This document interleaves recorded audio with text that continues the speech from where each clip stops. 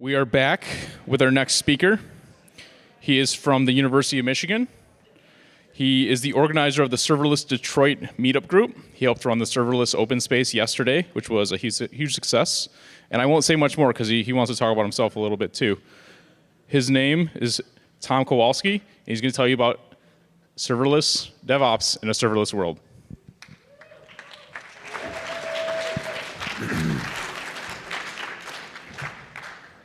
Thank you.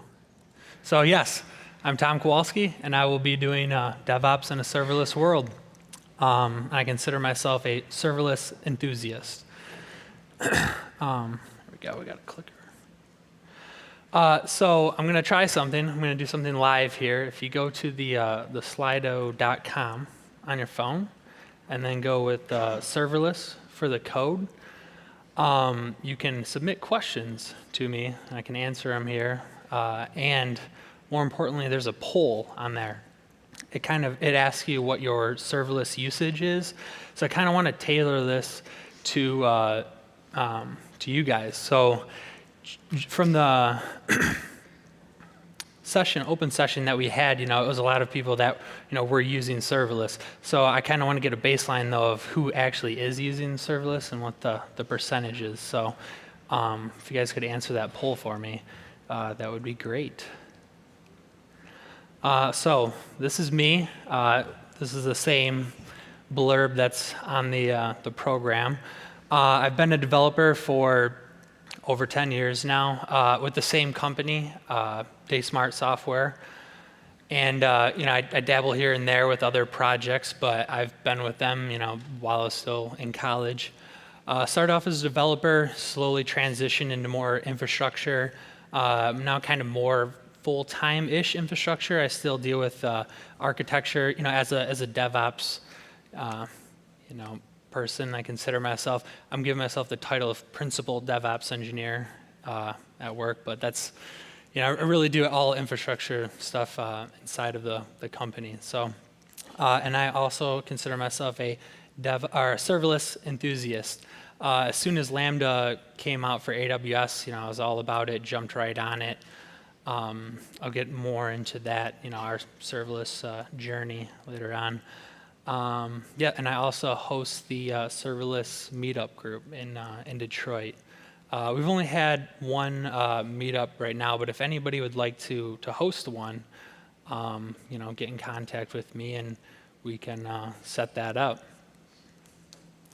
Like I said, I work for Daysmart Software. Give them a little plug here because they're paying me right now. So it's a great company. I've been there for over 12 years now. Our biggest product is hair salon software, but really anything, these 4 products, scheduling, point of sale, business management. It's a great place to work. I suggest you check it out if you're looking to make some moves. So a disclaimer here, I have received kickbacks from some of the tools that I'm talking about. One of them did offer me a shirt, and I did accept it. So if you want to dismiss everything I'm saying, it's perfectly fine. So just a reminder, has anybody got on there and answered the poll yet? Oh, wow. There's a lot. You guys are doing a really good job.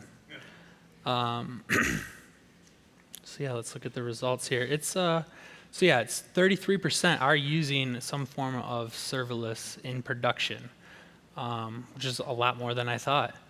And then a 30%, is asking what is serverless, and 26% say they dabble here and there, and 11% doing some background jobs. So it's I kind of started to tailor. I originally had the talk more towards the tools, assuming everybody's using it. But it's more geared towards now, hey, you should be using serverless in your organization. So this works out. All right. So for those that don't know, the 30% that asks what is serverless, so this is my definition. It scales from 0, which everybody's like, we have auto scaling. But this is something that you should not worry about. You shouldn't have to set any percentages, any metrics. It should just handle every request from zero. And you should only pay for what you use, and that's also from zero. You shouldn't be paying for anything that's idle, and no maintenance on it. You shouldn't be doing patches, just any other maintenance that you would do on a normal server, which includes containers, because there's still a lot that you have to configure. So serverless, for the most part, is usually managed containers. You can think of it that way. So the types of serverless, you have your compute, which the term has come to become functions as a service. And this is like your AWS Lambda, Azure Functions, and there's a whole host of other ones. Not the big cloud providers are doing this, but there's a whole slew of other just third parties that are doing a really good job with it, combining even the storage with the compute, making it all very seamless and easy to use. And then also the storage. So not having to have servers, not having to worry about it. Examples are S3 and DynamoDB-ish. They like to say that it's serverless, but they have auto scaling now for it, but you're still paying when it's at zero and idle, and you have to set the thresholds for the traffic that you're expecting. So it's kind of there. Another thing too, when you hear serverless, it can be a little ambiguous because some people think of managed services. I'm using Twilio, so I'm using serverless. And the definition is evolving. A few years ago, that was maybe what you would consider being serverless. And then there's also a serverless framework. They've rebranded and they bought serverless.com, so there can be a little confusion there. But I'll get more into that when I talk about the tools. So why go serverless?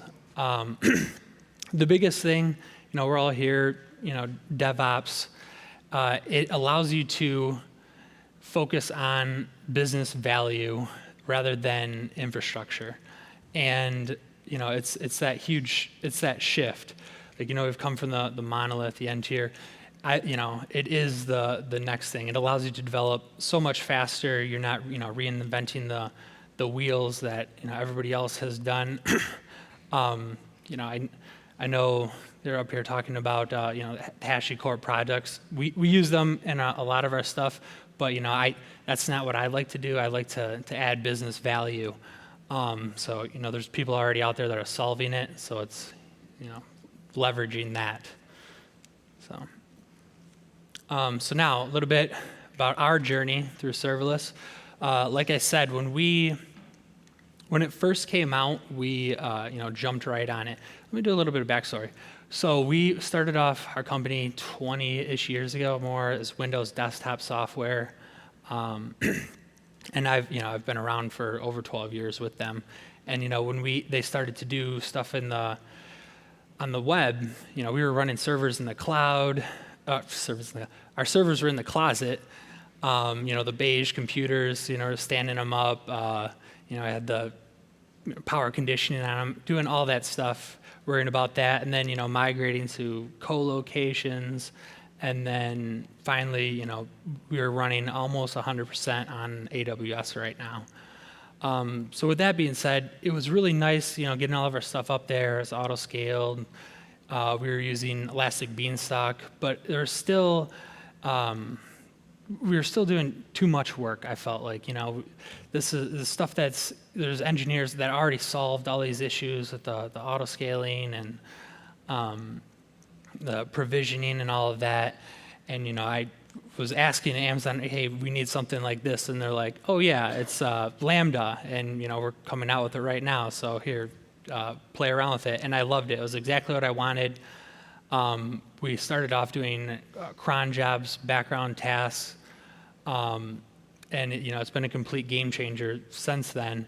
But when we first started off, there wasn't much support around it. The tooling, deploying, all of that. They let you edit the code right in the console, so there was a lot of that, and we were doing it right in our production account. So we're still to this day cleaning up all those cron jobs, making them, putting them in a repo and their own CI/CD process. But now, we've slowly introduced, running background production jobs. That they all have their own CI/CD process, which I can get into later. But it's been a complete game changer for us. Our other servers that we were running were Windows servers with SQL Server backends and everything, and it is just it's a lot. It's a lot of overhead, and it's just been really nice for us, running with serverless. You can ask any of my coworkers; they're in the back. They love it. Now it was tough to get them going, but yeah, we love it. So, getting into when should you use serverless? I like to say, start with serverless first. And I've also, I know I've heard this before, Adrian Cockcroft saying this. It was in a talk or something when I Googled it. Like I couldn't figure out where it was. So, but I definitely say it, so you can quote me on saying that. Thinking about it, really, you should start with managed services. If somebody else is doing that job and they're doing a really good job at it, you use theirs. Then go serverless if you have to implement it yourself. Just slide that in there. So, if you're starting with this first, does it solve all your problems? No, it doesn't. There are some drawbacks to serverless. So the biggest one being, everyone talks about the cold starts. And then the latency, because it is containers being spun up in the background for the most part. So yeah, and if you're not familiar with it, a cold start is the first time that the container is brought up, but then they're reused depending on how often they're being used. And those are considered warm starts. It can be a little bit longer, especially if you're connecting them to your network. The other issues being price at high volumes. It's great at scaling, low numbers, but if you have the strong, consistent workloads, which I'll talk about later, it can be might not work for you. The developer experience, it is different, especially testing locally. That is one of our biggest challenges, I would say, is the adoption of it. But they've grown to love it. So, but I can get into that more later on, how to go about that, building up adoption within your teams. The limitations, there are some limitations. One of them being, they only run 5 minutes for the AWS Lambda functions. Each one has their own different caveats depending on which provider you go with. But most of them are centered around best practices anyways. So you kind of have to, maybe not do the things that you were doing. You shouldn't have things long running. There are some caveats, but you really should, think about what you're doing if it doesn't work with serverless. The fear of vendor lock-in. I can go on this for a while, but the biggest thing with vendor lock-in is usually your data, because it's costs a lot to move that in between providers, if some of you are familiar with that, and then the other services that you're leveraging. You're going to want to do that. Like that's each provider, it glues nicely using it's Lambda with AWS, all of their other services they have, S3 responding to those functions, connecting to Dynamo, SQS. Those are really the things. If you're concerned about the Lambda functions themselves or serverless functions themselves, don't be afraid of vendor lock-in for that. You can talk to me after, and I can go into more detail of it. But the application lifecycle, it is a little bit different, especially with deploying. But for the most part, everything's the same. It can be a little bit different with the testing, though, like I've said before. But some of the tools really help out with that I'll go over with. Same with the metrics and monitoring. You can't put an agent on the machine, the container, the box that these are running on. So there are two ways of doing it, which I'll get into more, and how the different tools that are coming out now help with that. And then the other one is service discovery. It's really not any different if you're running microservices. You kind of already have those issues, and it really depends at the scale at which you're at, and how many services that you have. For us, DNS does the job, so I would recommend just going with that. It was already solved. It works for the internet at scale. So, but if you do run into issues, the same things that you have with larger numbers of microservices.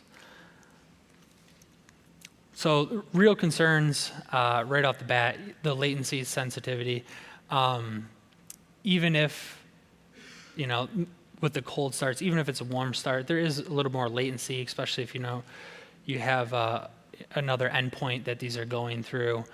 It might not work for your workload if you have to have, you're in telecom and it has to be, sub-microsecond latency. And then also the large consistent workloads.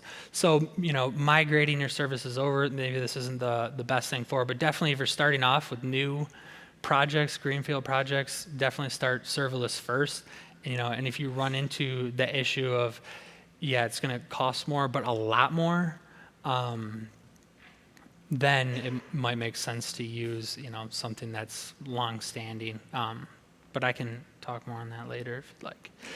And then also unsupported protocols with the limitations. Some of them don't support WebSockets, some of them do. It depends on the provider that you're going with. But if you're just standard HTTP calls that you're making out of there, it's usually not an issue. So you're convinced, or hopefully I've convinced you. Now the tools. So the infrastructure and deployment aspects of it. So if you're used to using the bigger cloud providers, they have their AWS CloudFormation, your Azure Resource Manager. It allows you to do the infrastructure as code. You can still use those with serverless deployments. I can't speak too much on Azure, but at least with the CloudFormation, it can be a lot cumbersome. It's made for huge architectures, your VPCs, your networking, all that. And then you also have your provider agnostic tools. They have the same thing, the massive config management for your networking and auto scaling and all of that. You can still use them, but I recommend, if you're starting these off as doing greenfield applications or testing anything, they should be sectioned off anyways.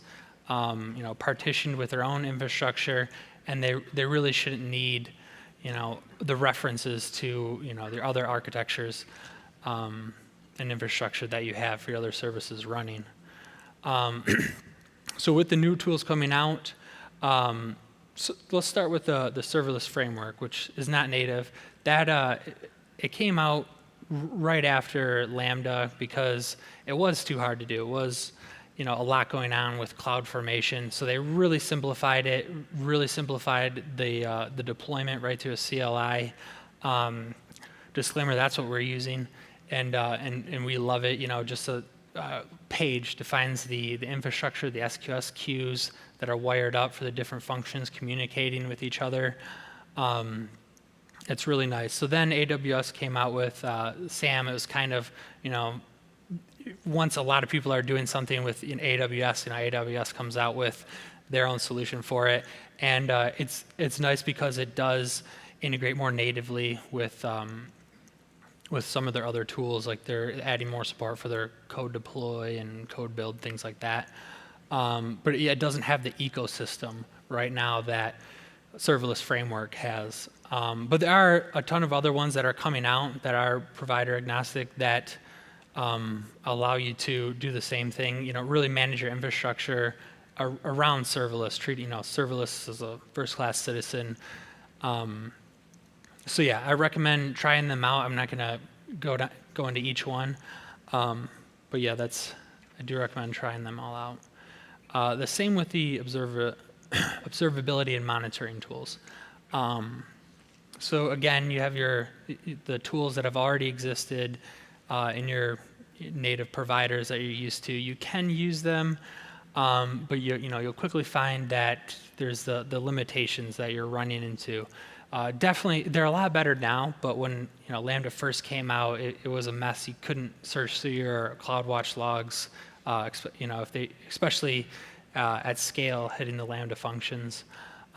Things are a lot better now, and then you can also still use your provider agnostic tools if you're using AppDynamics, New Relic, or your logging aggregation tools. Some of them are getting better. It depends on what you're using. I know some of the bigger ones are very slow to adopt serverless and kind of help you out with that because they're used to, oh, I need my agent on there.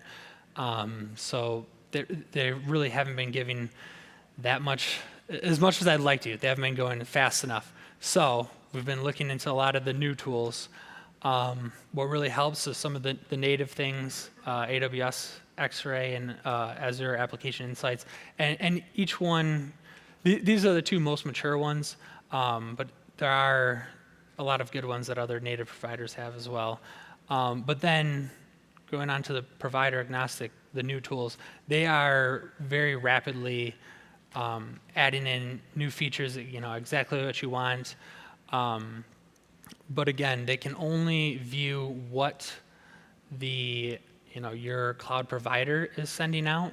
So like Dashboard, what it does is it just kind of hooks into your infrastructure, pulls in all your logs, all of your other metrics.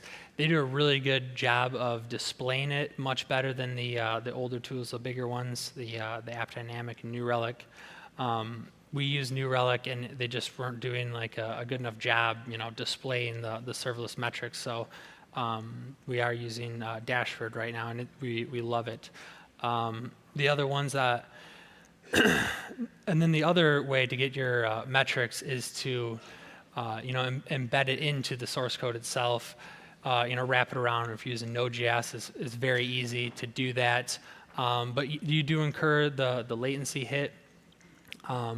But going back to that, it's very rare. Like the other talk that they talked about, you can't have it completely efficient because then you lose out on its resiliency, the monitoring, and your front end really shouldn't be, that dependent on a extremely fast front end. Sometimes they can get lazy in the front end and they want that extremely fast, but you should be doing, having caching layers and, asynchronous calls to update things. But, sorry, I'm trailing off. What I recommend doing, if you are starting off with serverless or if you've been using it for a while, these tools are growing in their feature sets very rapidly. From the first time I looked at them till recently when I refreshed before I give this talk, they have added in a lot. So what I recommend doing is checking all of them out. They have their free tiers, and they're really easy to get going. Wrapping it around your functions, or like Dashboard, it's basically giving it certain IAM credentials, and they get right in there. Maybe start with your like a sandbox account, depending on your security concerns. But yeah, I definitely recommend trying them all out, every 2 months or so, because they are changing rapidly, a lot faster than the old tools. So getting on to some of the challenges that we face with serverless. So they do scale infinitely. So, or up to the limits that AWS or whatever your provider will set in place, so you don't blow up infinitely and have recursion calling itself and taking everything down. But not just the invocations that you need to worry about. There's other things too. Like as you can see in this example here, when we were testing out Dashboard, I was trying to see what our usage would look like and project our billing. One day we were doing some load testing with debug flag set, and it was dumping a lot more metrics than we even realized. So yeah, it's a lot of, with great power comes great responsibility. So yeah, it's a lot of things to think about, not just your, going into this, not just the upstream services, but also the downstream services as well. So yes, these are some of the other concerns you need to worry about with serverless. What's calling it, and are you calling it asynchronously or directly?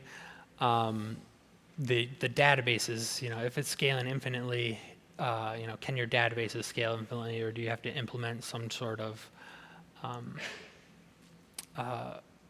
back off, which we implement.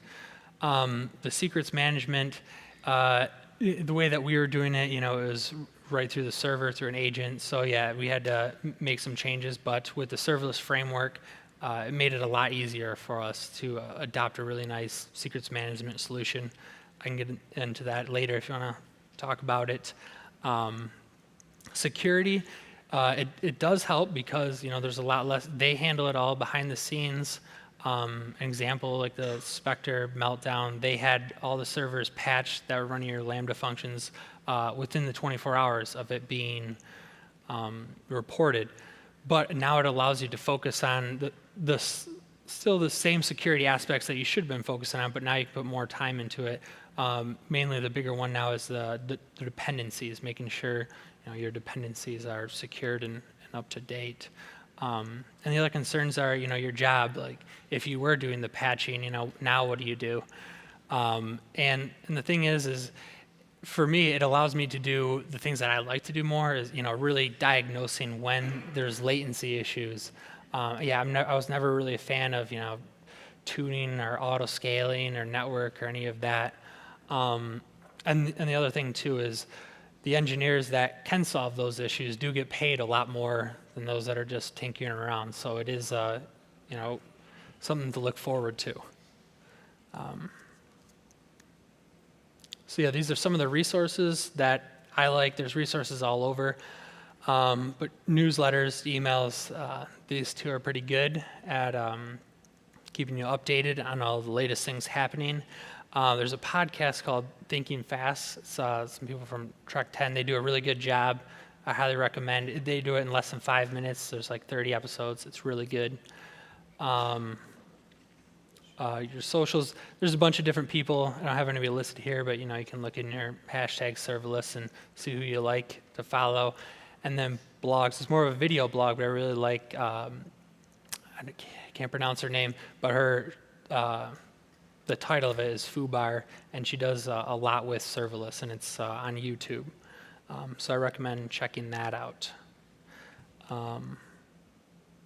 And then this is if you have more questions for me after today, but today I'll be around, so you can ask me, whatever you want. And that does work. I recommend you trying to go to it. It's the technologistemoji.happinessemoji.ws. You can find me there, or any of the socials. My handle is Kowalski Tom. But I'd like to get into some more of the questions. So yeah, it bumps it up. What does our CICD pipeline look like? Was one of them. So before it was a mess with Jenkins. We had freestyle jobs. It was a lot going on. We moved to Jenkins pipeline, so we were able to put everything in a version file, a groovy file, with all of these steps in there. But it was still a lot going on with our .NET applications and dealing with the different environments, and we use RDS and database management, everything like that. We also use the Jenkins pipeline for our serverless CI/CD pipeline, and it's very nice. It's very simplified. We integrate with the serverless framework. It's a few commands to get up our dev environment, run tests, stage, accept environments. I can, share that with you, but you set the template file and different parameters for each environment, your dev stage, and it's just one and done. But yeah, if you'd like, I can walk through that more with you if you find me later on. How do you decompose a legacy monolith into serverless function framework? So the route that we're taking is the ROI. It's usually not worth it to just start jumping in and decomposing and pulling things out. I recommend starting with new projects, or if you already are decommissioning or making a large-scale change to a part of your monolith, doing it that way and breaking it out, as opposed to just jumping in and we got to make all of this serverless. It really doesn't usually make financial sense, but each case is different. But that's what I recommend. Is there anything besides CloudWatch to monitor? So yeah, that's what I mentioned before. But I do recommend just do a Google search every now and then if you are using serverless to see what new tools are out there. They are growing really fast and they are very nice. So yeah, you can blockchain on the serverless. That's somebody asked. It usually doesn't make sense if you're it's a high workload, and I don't know if a lot of them support GPUs, but you're better off if you do want it on a cloud provider using like your spot instances or whatever. But you can do it. Our language of choice is Node.js, just kind of because it was one of the first ones supported, something our developers like doing. But yeah, I'm running short on time, so if you have any other questions, you can see me after, or we can do a open space talk, and you can ask more questions. Thank you. Thanks a lot, Tom. All right.